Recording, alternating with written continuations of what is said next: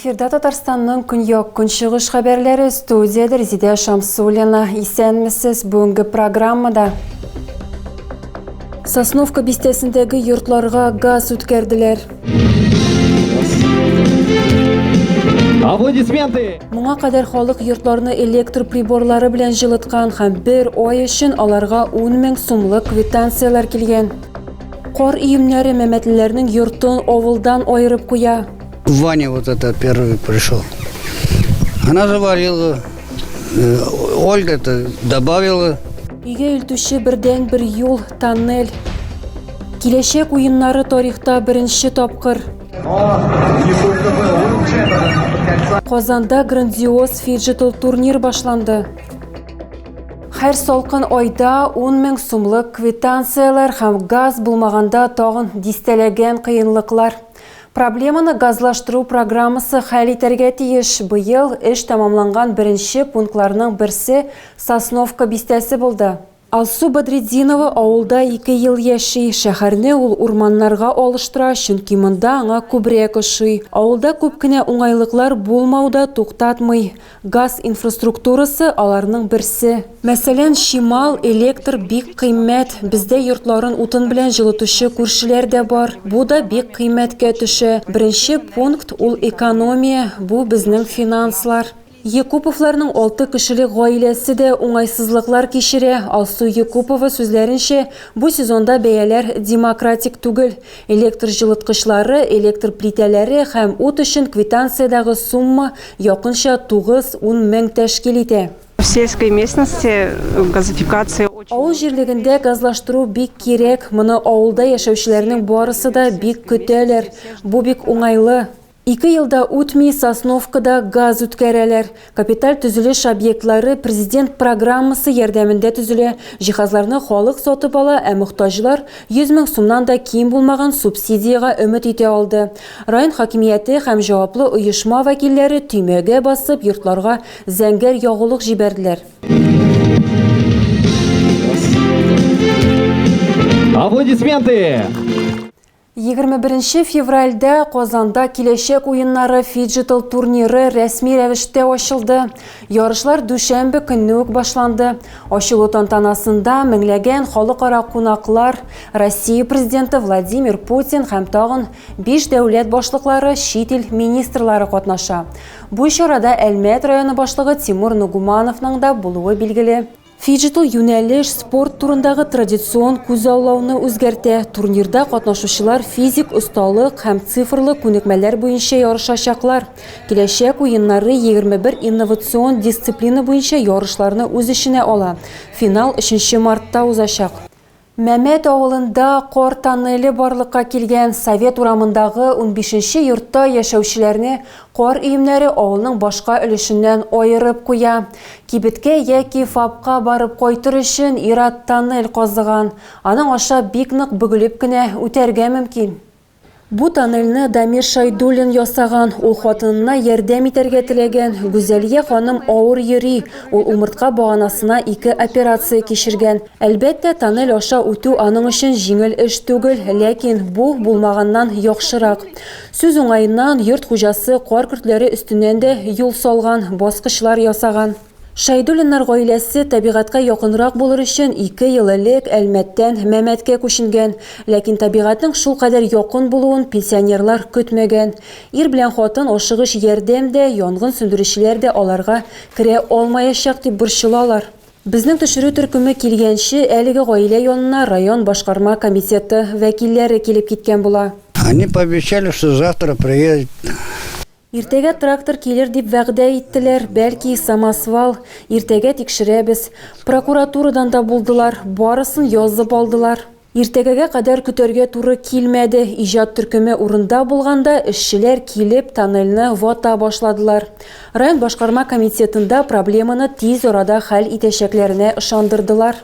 Якыныңа ничек тагында нәтиҗәлерәк ярдәм итәргә җиңү волонтерлары форумында катнашучылар шундый сорау бирделәр.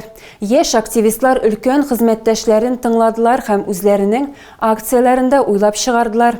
Хәзер шәһәр волонтерларының тагын бер бурычы бар. Махсус операциядә катнашучыларның гаиләләренә ярдәм итү. Не только в памятные даты и в дни. Истәлекле даталарда һәм туган көннәрдә генә түгел, волонтерлар ел әйләнәсендә ветераннар советы белән берлектә ярдәм күрсәтәләр. Без бөек ватан сугышы ветераннары, тыл хезмәтчәннәре белән эшлибез, ә безнең әле сугыш чоры балалары да бар. Хәзер ветераннар рәте артты. Яраланып демобилизацияләнгән хәрбиләрнең үзләре яки алгы сызыкта булганнарның гаиләләре дә ярдәмгә мохтаҗ.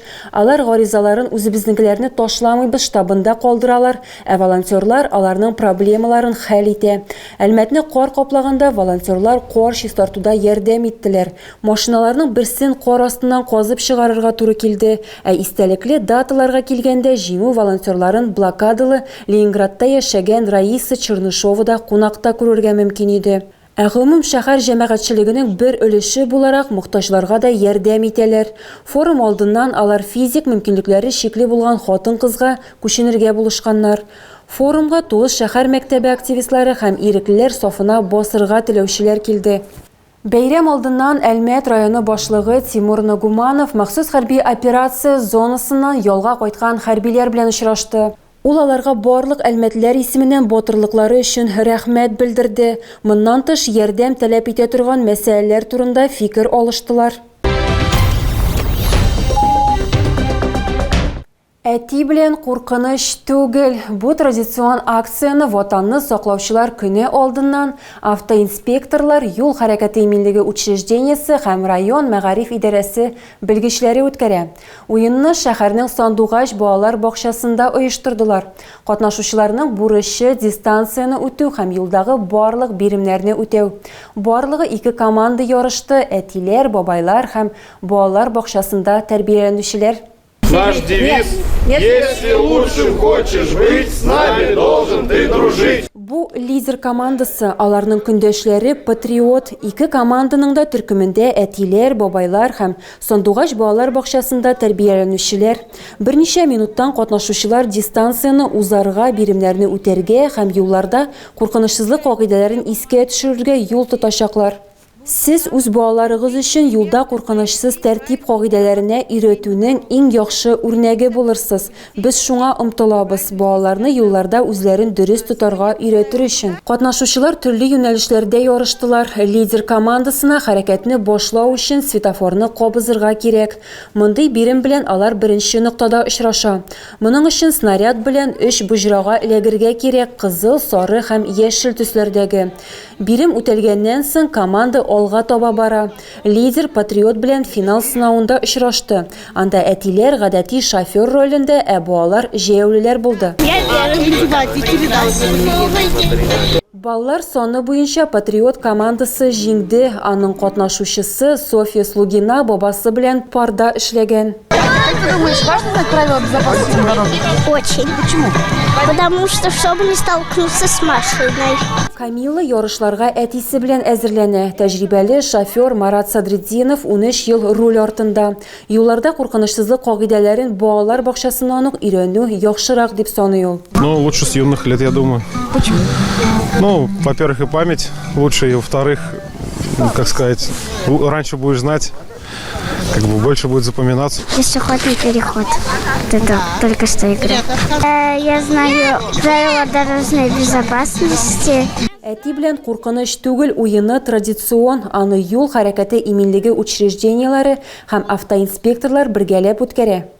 Лениногорскида ГТО гаилә фестивале узды. Ул төрле яшьтәге һәм төрле һөнәр ияләрен берләштерде. Балалар һәм өлкәннәр 4 төрле норматив тапшырдылар.